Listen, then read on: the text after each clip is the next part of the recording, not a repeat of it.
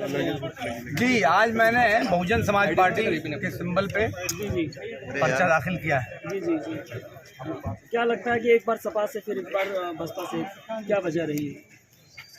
नहीं, समाजवादी पार्टी ने तो मुझे सिंबल दिया, अगर अभी पर्चा दाखिल नहीं हुआ था कि इससे पहले उन्होंने मेरा टिकट काट कर किसी अन्य व्यक्ति को दे दिया।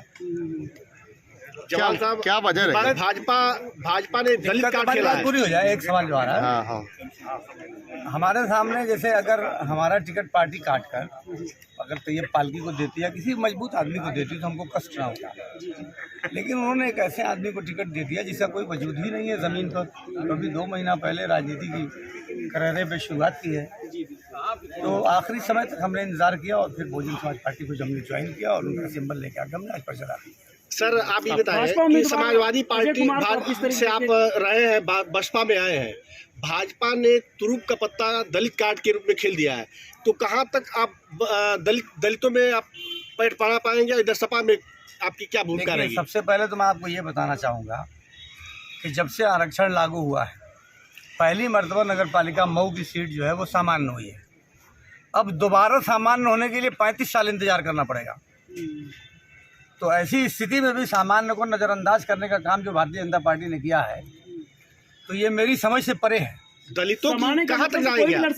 दलितों का वोट तो ऑलरेडी हमारे पास पहले ही से है और दलित समाज से हम काफ़ी जुड़े हुए हैं। उसका कारण ये है कि हम शोषित और पिछड़े और दलित जो लोग हैं उनके साथ काम करने के लिए, उनकी आवाज़ को बुलंद करने के लिए हमेशा मैंने काम किया है। लेकिन अब तो मैं समाजवादी पार्टी से हट के बहुजन समाजवादी पार्टी की तरफ से, बहुजन समाज पार्टी की तरफ से उम्मीदवार हूँ, तो अब दलित मतदाताओं के कहीं जाने का काम ही नहीं है। और मैं आपको बता दे रहा हूँ, आप शायद अभी 1-2 घंटे में ऐसा नज़ारा भी देखेंगे कि भारतीय जनता पार्टी अपने इस उम्मीदवार को बदल कर फिर कोई अपर कास्ट का उम्मीदवार ले आने का प्रयास। क्या आप माना जाए कि जमाल साहब करेंगे कमाल? नहीं, जमाल तो हमेशा कमाल कर। अच्छा,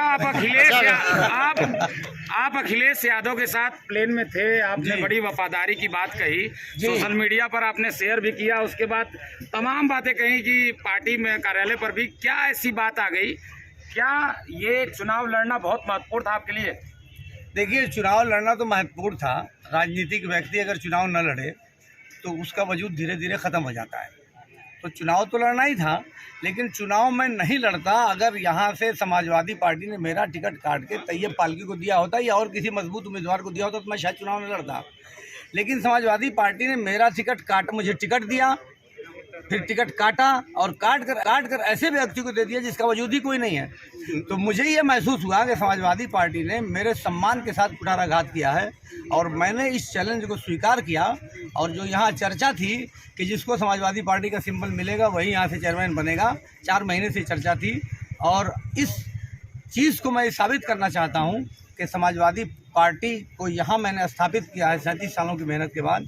तो मेरे खून पसीने से जो समाजवादी पार्टी की मुंह में स्थापना हुई है, तो समाजवादी पार्टी के लोग कहीं नहीं जाएंगे और इसलिए मजबूर होकर मुझे बसपा ज्वाइन करना पड़ा और मुझे आना। आपने क्या मुद्दा आपने पार्टी कार्यालय में कहा था, ऐसे में आप एमवाई को कैसे अपने पाले में लेंगे?